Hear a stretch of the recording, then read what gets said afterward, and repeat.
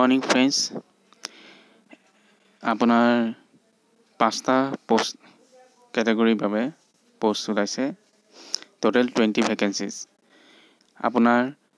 Grade 3 post ESI scheme Assam on direct recruitment basis applications in standard form as prescribed in part 9 of Assam Gazette are invited from the eligible candidates who are citizens of India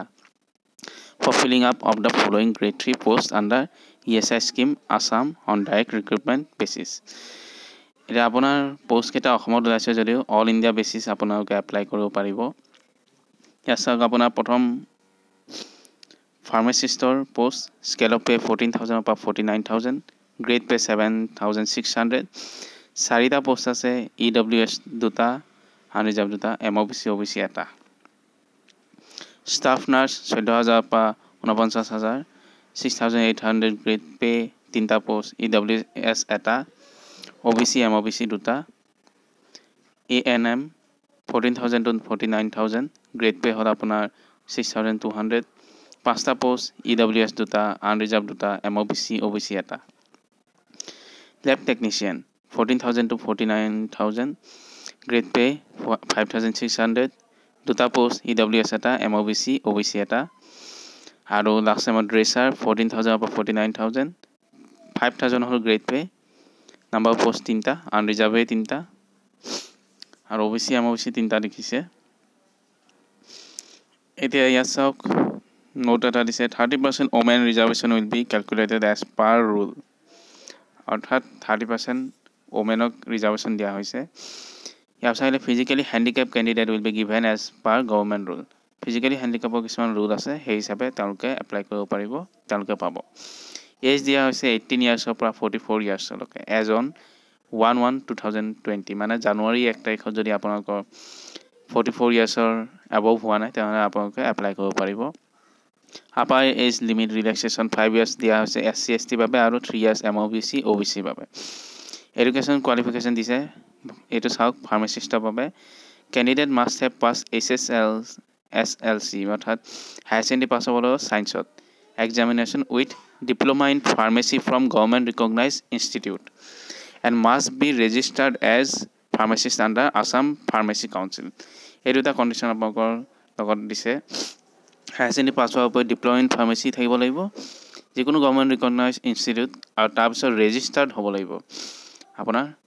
Assam Pharmacy Council আন্ডাৰত second আপোনাৰ staff নাৰ্ছৰ বাবে candidates must have 3.5 years diploma course of GNM from a recognized institute and must be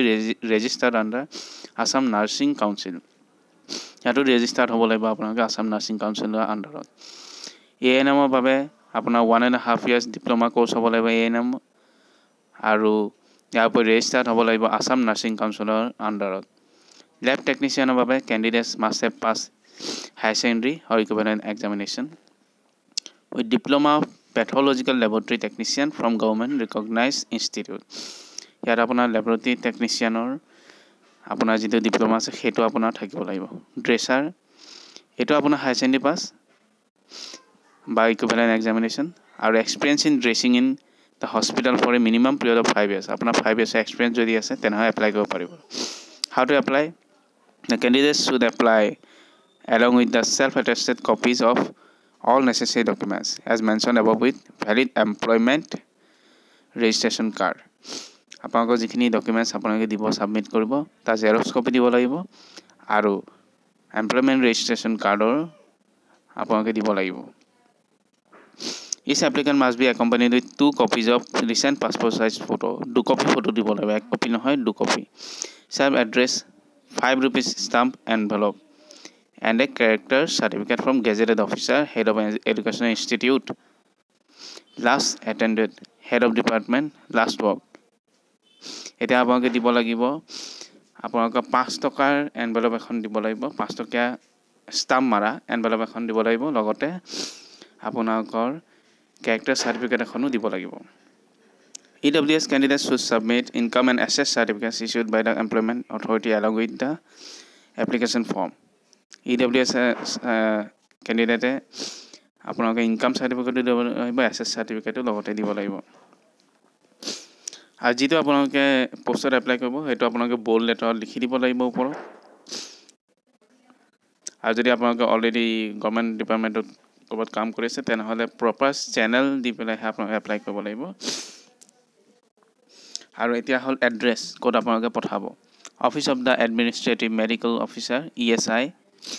scheme Assam Surajpur SN 19 bylane 2 Jawaharnagar Guwahati 22 ইয়ালৈ আপোনালোকে পঠাব লাগিব Mode of selection. Candidates whose application are accepted should appear for written examination to be held at Guwahati on the date to be notified later on. Apply কৰাৰ পিছত এটা date দিয়া হ'ব তাত আপোনালোকৰ written exam হ'ব last date of submission of form আপোনালোকৰ 21 days from the publication date of the advertisement আপোনালোকৰ 21 দিনৰ ভিতৰত এডভাৰটাইজমেণ্টৰ এপ্লাই কৰাৰ ডেট থাকিব 21 দিনৰ ভিতৰত ইয়াৰ পিছত আপোনালোকে এপ্লাই কৰিব নোৱাৰে আৰু আপোনালোকে অফিচিয়েল এডভাৰটাইজমেণ্ট এইটো www.labor.assam.government.in পৰা ল'ব পাৰিব No TADA is admissible for appearing in the written oral test আপোনালোকক কোনো খৰচ পাতি দিয়া নহ'ব আপোনালোকে নিজৰ খৰচতে যাব লাগিব Canvassing directly or indirectly shall disqualify a candidate এতিয়া আপোনালোকৰ এইটো বাবে যিসকলে এপ্লাই কৰিব বিচাৰিছে যিহেতু পোষ্টটো এতিয়াও আছে আপোনালোকে এপ্লাই কৰিব সোনকালে এপ্লাই কৰিব 21 দিনৰ ভিতৰত এপ্লাই কৰি ল'ব